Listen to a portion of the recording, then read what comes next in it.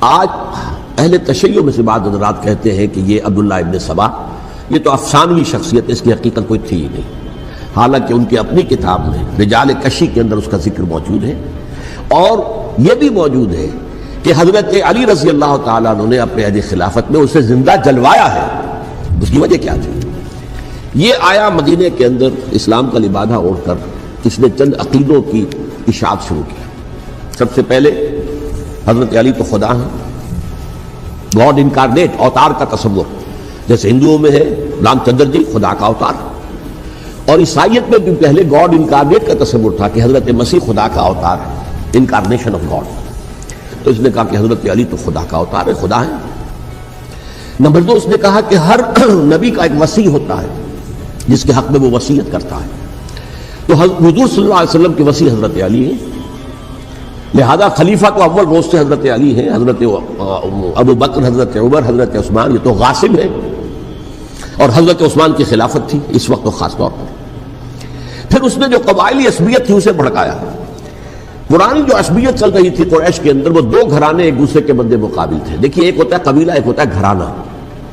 ہمارے پنجاب میں ایک قبیلہ ہے وٹو قبیلہ، اس کے گھرانے بہت سے، مانے کے، لالے کے، سجے کے، شامت کے، یعنی کوئی لالا تھا ان میں سے بڑا، ان کے بیٹے ہو گئے لالے کے، ان کی اولاد، خاندان یہ کہلاتے ہیں۔ قبیلہ ایک، یہ وٹو قبیلہ۔ جو قبیلہ تھا قریش، اس میں گھرانے بہت تھے، بنو ہاشم، بنو امیہ، بنو تیم، بنو عدی، یہ بہت سے گھرانے تھے۔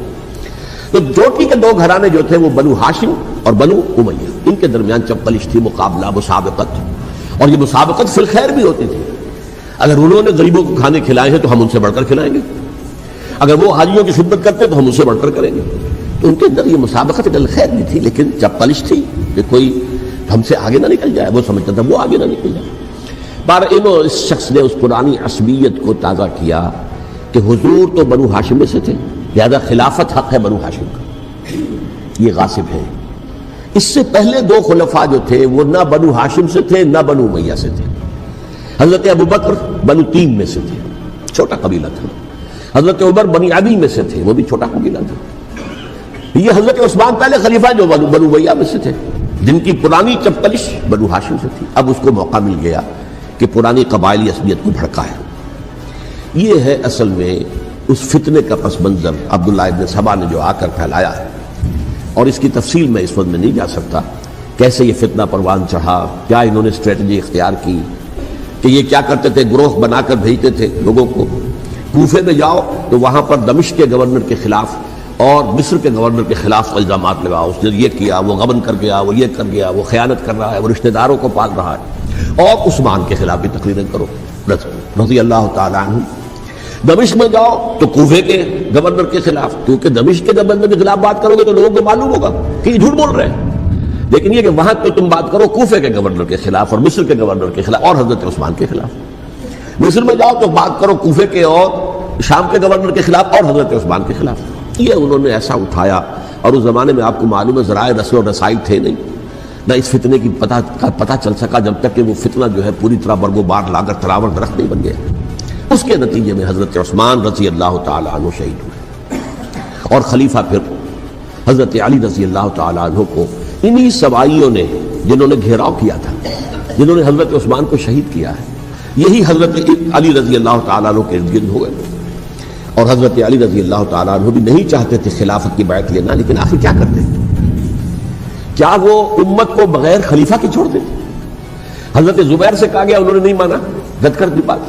حضرت طلحہ سے کہا گیا، انہوں نے نہیں مانا، حضرت علی سے کہا گیا، اب عشرہ مبشرہ میں سے یہی تو تھے نا، لہذا انہوں نے تسلیم کر لیا، خلافت ہو گئی۔ لیکن اس کے بعد جو خانہ جنگی ہوئی ہے، اس خانہ جنگی کے نتیجے میں نوٹ کر لیجئے کہ 1,00,000 کے قریب مسلمان ایک دوسرے کی تلواروں اور نیزوں اور بچھیوں اور تیروں سے ختم ہو گئے، ہلاک ہو گئے۔ یہ ہماری تاریخ کا تاریخ ترین باب ہے۔ 5 سال،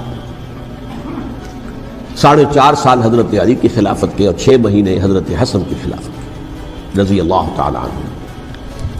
اس سے کیا ہوا کہ ایک طرف تو اسلام کی جو توسیع ہو رہی تھی، تھمتا نہ تھا کسی سے سیل رواں ہمارا، وہ سیلاب رک گیا، انٹرنل سیبوٹاج ہو گئی نا، اب تو اندر ہی آپس ہی میں اگر دستوں گریبان ہو گئے تو باہر اب کیا توسیع کرتے ہیں، وہ توسیع کا عمل رک گیا۔ اور یوں سمجھیے کہ جیسے ٹرک اگر کبھی چل رہا ہو بھرا ہوا ہو لوڈڈ اور وہ چڑھائی چڑھ رہا ہو تو اگر کہیں موشن ٹوٹ جائے ٹرک کو رکنا پڑے تو ڈرائیور کے جان پر بن جاتی ہے، اس لیے کہ اس کو دوبارہ سٹارٹ کرنا اور جبکہ وہ چڑھائی پر ہے انکلائن پر ہے آسان کام نہیں ہوتا، خطرہ ہوتا ہے وہ پیچھے جو ہے وہ نہ جائے، اور پہاڑی علاقوں میں آپ کو معلوم ہے ذرا پیچھے چلے جانے کا مطلب جو ہے بہت خطرناک جو ہے نتیجہ نکل سکتا ہے۔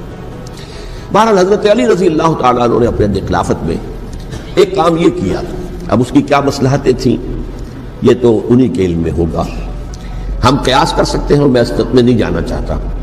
ابھی تک خلافت کا مرکز تھا مدینہ منورہ، حضرت ابوبکر، حضرت عمر، حضرت عثمان، وہی جہاں حضور صلی اللہ علیہ وسلم رہے تھے اور جہاں پر کہ حضور مدفون تھے، لیکن حضرت علی نے اپنا مرکز جو ہے وہ کوفہ بنا دیا۔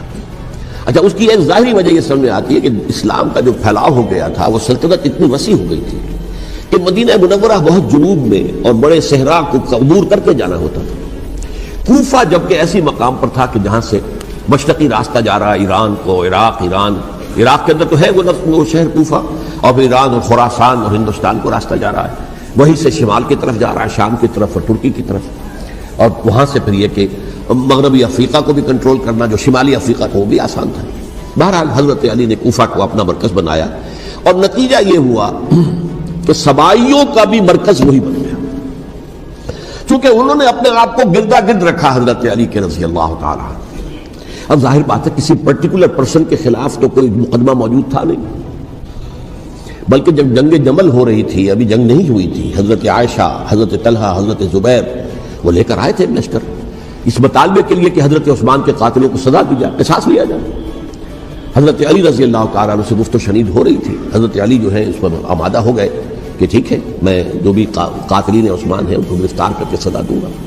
این اسی وقت کوفے کی مسجد کے اندر جو ہے 10,000 کا مجمع کھڑا ہو گیا، ہم سب قاتل عثمان ہیں، لو ہم سے بدلہ کہاں سے لوگ، اور انہوں نے کیا کیا، جاتے ہی جنگ چھیڑ دی، جب چھڑ جائے تو یا مرو یا مارو، اس کے علاوہ تو کوئی چارہ کار ہوتا ہی نہیں۔ ایک رات میں 10,000 مسلمان شہید ہوئے، جن میں 2 عشرہ مبشرہ میں سے حضرت زبیر اور حضرت طلحہ رضی اللہ تعالیٰ۔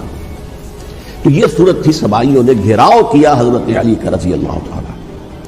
حضرت معاویہ دعوے دار نہیں تھے خلافت کے، قطعاً نہیں، ان کا صرف ایک دعویٰ تھا اور وہ یہ تھا کہ عثمان کے قاتلوں کو گرفتار کرو یا خود سزا دو یا ہمارے حوالے کرو، ہم اس سے قصاص لیں گے۔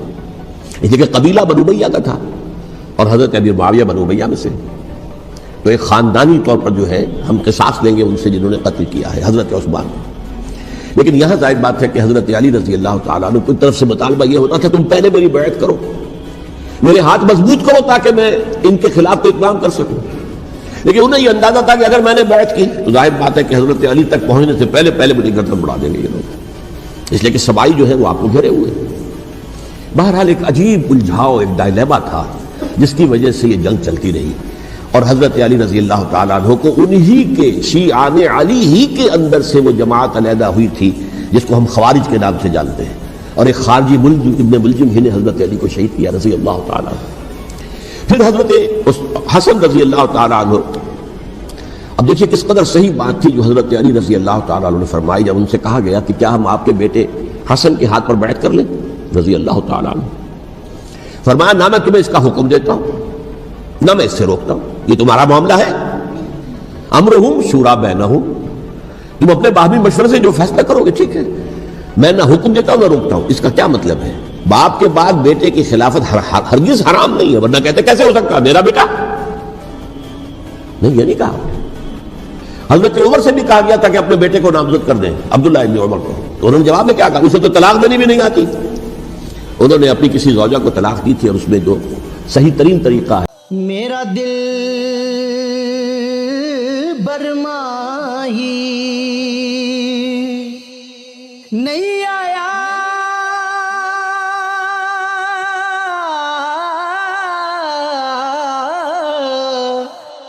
میرا دل برماہی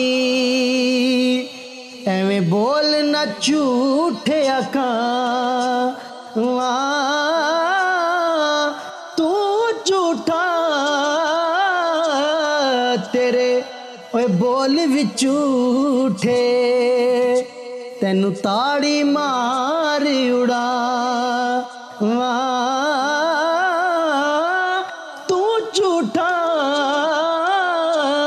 ਤੇਰੇ ਬੋਲ ਵਿੱਚ ਝੂਠੇ।